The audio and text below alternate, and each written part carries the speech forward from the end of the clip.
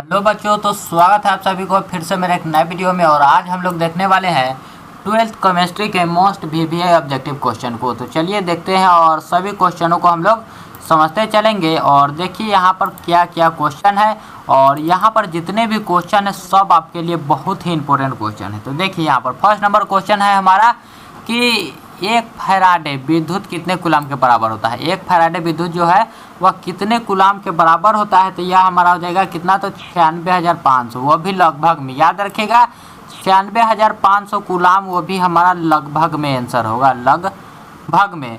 और चलिए देखते हैं अगले नंबर क्वेश्चन को, और अगले नंबर क्वेश्चन को समझते हैं हम लोग।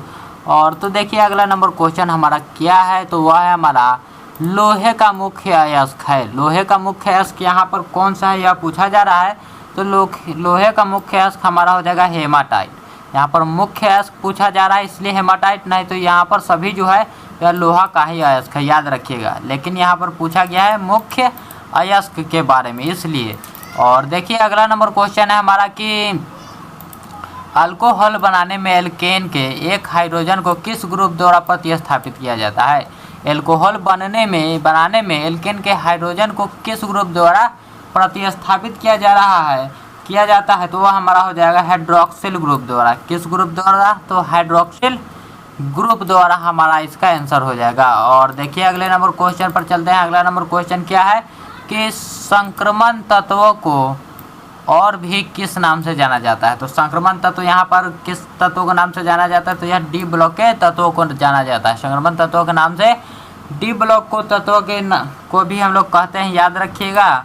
और चलिए अगले नंबर क्वेश्चन को देखते हैं। और यहाँ पर जितने भी क्वेश्चन है सभी आपके लिए बहुत इंपॉर्टेंट क्वेश्चन है। तो यहाँ पर देखिए हमारा क्वेश्चन क्या है कि कार्बोहाइड्रेट जो जलांशित होकर 3 से लेकर 10 मोनोसैकेराइड इकाई प्रदान करते हैं उसे हम लोग क्या कहते हैं। 3 से लेकर 10 मोनोसैकेराइड इकाई जो प्रदान करता है उसे हम लोग क्या कहते हैं। तो यहाँ पर 3 से 10 है, यहाँ पर क्या कहा जा रहा है कि 3 से 10, इसलिए हमारा यहाँ पर आंसर हो जाएगा ओलिगोसैकेराइड। याद रखिए क्या हो जाएगा, ओलिगोसैकेराइड हमारे यहाँ पर आंसर हो जाएगा।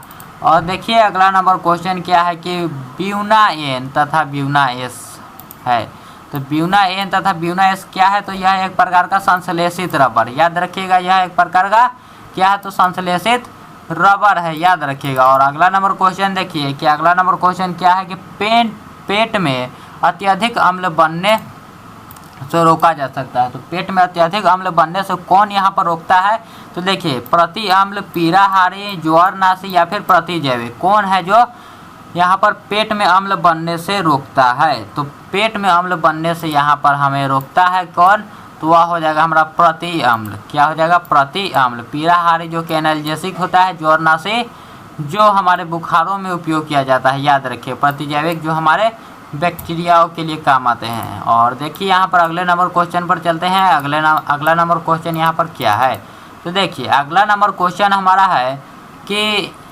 CH3COOH यहाँ पर है। यहाँ पर इसका IUPAC नाम पूछा जा रहा है। तो IUPAC नाम यहाँ पर पूछा जा रहा है, इसका एक आप ट्रिक याद रखें। यहाँ पर कार्बन की संख्या 1 है, C 1 है, और यहाँ पर भी 1 C है, यानी कि मेथ, और यहाँ पर एक और लगाकर एथ, यानी कि यहाँ पर हमारा जो एथेनोइक अम्ल, याद रखिएगा एथेनोइक अम्ल हमारा यहाँ पर आंसर हो जाएगा। इसके लिए हमारा क्या हो जाएगा, एथेनोइक अम्ल। तो चलिए अगले नंबर क्वेश्चन को भी हम लोग अच्छी तरह से देख लेते हैं। अगला नंबर क्वेश्चन जो है हमारा क्या है, तो अगला नंबर क्वेश्चन देखिए कि अगला नंबर क्वेश्चन हमारा क्या है, सुक्रोज का सूत्र है। सुक्रोज का सूत्र यहाँ पर पूछा जा रहा है कि क्या है, तो सुक्रोज का सूत्र यहाँ पर हमारा हो जाएगा C12H22O11। C12H22O11 यहाँ पर हमारा आंसर हो जाएगा, C12H22O11। और अगर आपसे ग्लूकोज के पीछे पूछा जाए तो क्या हो जाएगा, C6H12O6, C6H12 और O6।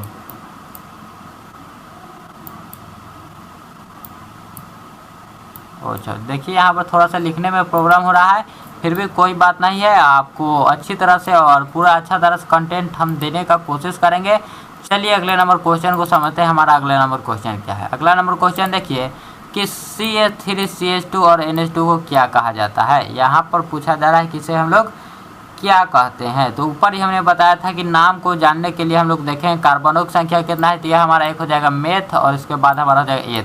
इसलिए हमारा आंसर हो जाएगा इथाइल एमीन। यहाँ पर NH2 है इसलिए हमारा एमीन इसमें लग जाएगा, इथाइल एमीन। और चलिए अगला नंबर क्वेश्चन क्या है, अगले नंबर क्वेश्चन को अब हम लोग समझते हैं। अगला नंबर क्वेश्चन देखिए हमारा क्या है कि आवर्त सारणी के ग्रुप 1, यहाँ पर क्या है 1 है, याद रखें। ग्रुप 1 के तत्वों को जाना जाता है। ग्रुप 1 के तत्वों को किस नाम से जाना जाता है, तो वह जाना जाता है क्षारीय धातु के नाम से। वह जाना जाता है क्षारीय धातु के नाम से, याद रखिएगा। यहाँ पर ऑप्शन नंबर ए हमारा सही हो जाएगा। और देखिए अगला नंबर क्वेश्चन क्या है। अगला नंबर क्वेश्चन है हमारा एक विधि जिसमें किसी धात्विक अयस्क को हवा की उपस्थिति में अधिकता में गलनांक से नीचे के ताप पर अगर गर्म किया जाता है तो उसे क्या कहते हैं।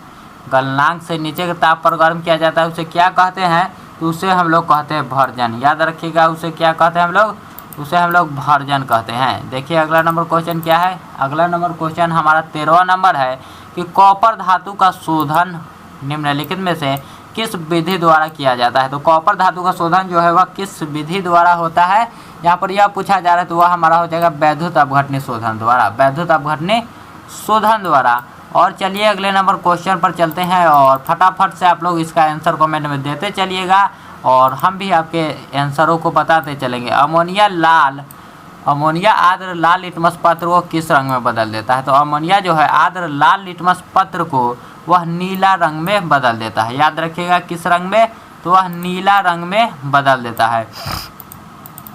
और देखिए अगला नंबर क्वेश्चन की उजला और पीला फास्फोरस है, उजला और पीला फास्फोरस है। तो उजला और पीला फास्फोरस हमारा क्या हो जाएगा, वह हमारा हो जाएगा अपरूप है। उजला और पीला फास्फोरस हमारा होता है अपरूप।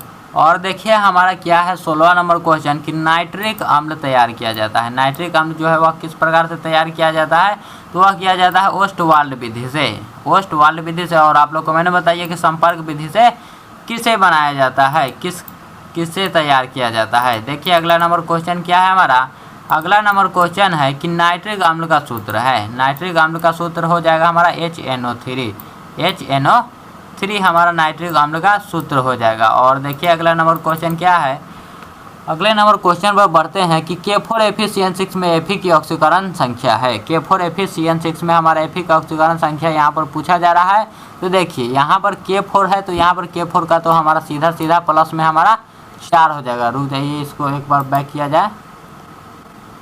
देखिए K4 है तो यहाँ पर 4 का अगर हम लोग +1 से गुना भी करेंगे, +1 से अगर हम लोग गुना भी करेंगे तो हमारा 4 का 4 ही आ जाएगा। और यहाँ पर Fe का हम लोग कर लेंगे यहाँ पर x, और CN6 है तो यहाँ पर -6 हो जाएगा, -6 बराबर में 0। और देखिए यहाँ पर 4 - 6, तो 4 में से 6 को घटा देंगे हमारा आ जाएगा x - 2 बराबर 0। और जब यह 2 जो है यहाँ पर बराबर के बाहर जाएगा तो वह हमारा प्लस में हो जाएगा, इसलिए हमारा ऑप्शन नंबर ए यहाँ पर सही हो जाएगा। +2 यहाँ पर हमारा सही हो जाएगा, +2 जो है हमारा यहाँ पर क्या हो जाएगा, तो यहाँ पर +2 हमारा सही हो जाएगा। और चलिए अगले नंबर क्वेश्चन को देखते हैं। अगला नंबर क्वेश्चन हमारा क्या है। देखिए अगला नंबर क्वेश्चन हमारा क्या होता है, एक बार देखते हैं।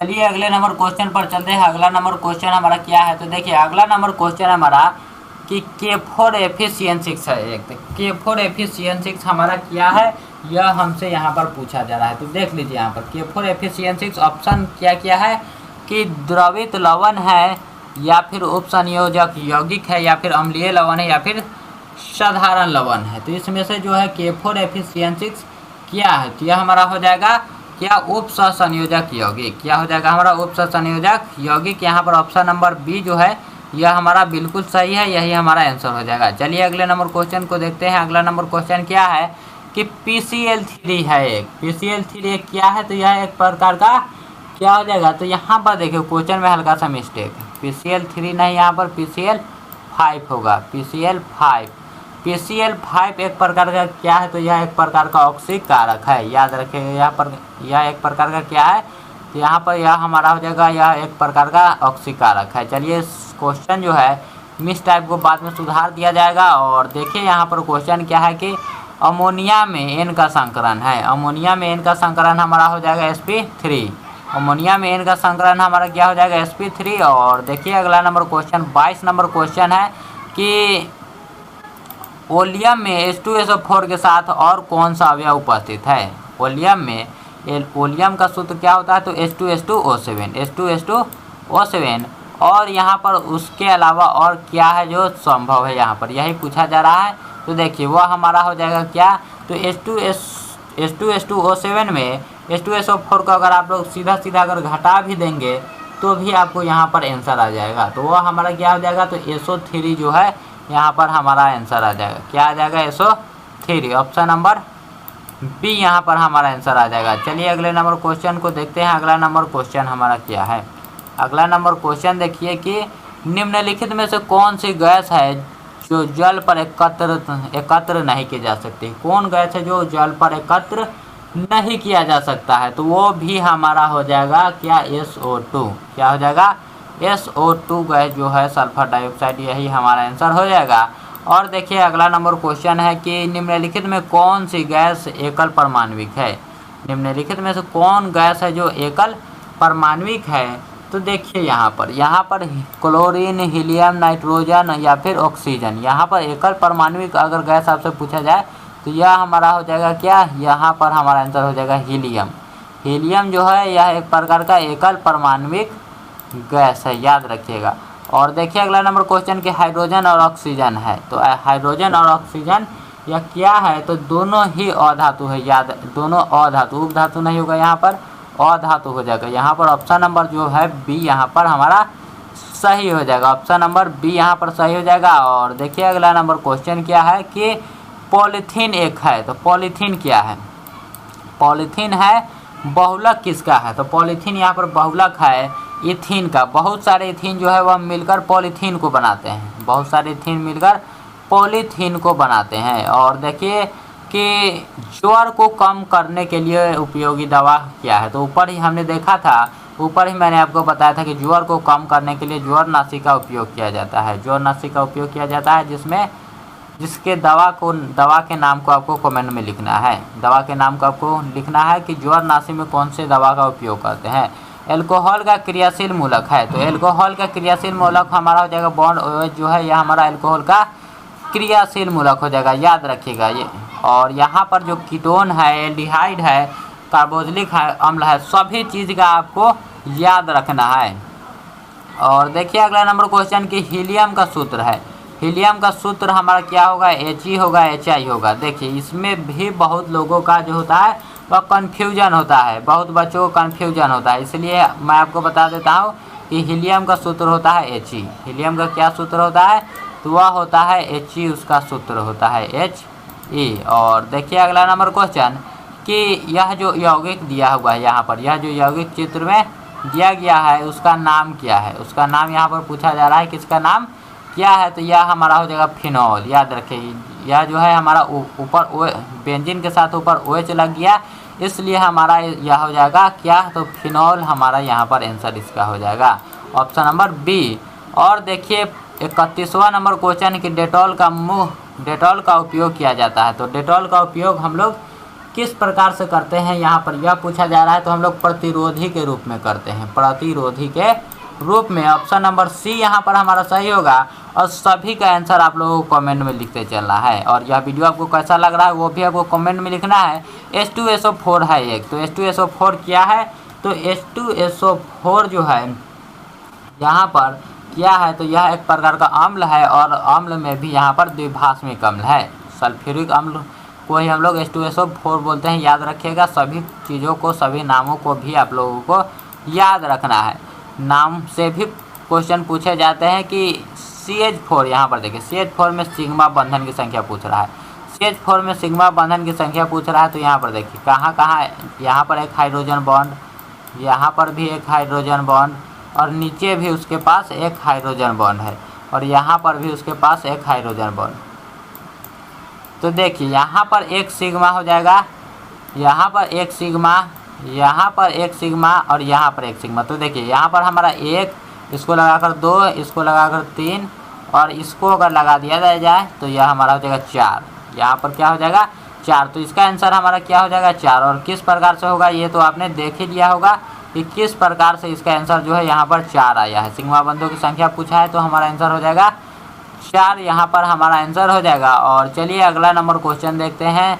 34 नंबर क्वेश्चन है कि आवर्त सारणी के द्वितीय आवर्त में तत्वों की संख्या है।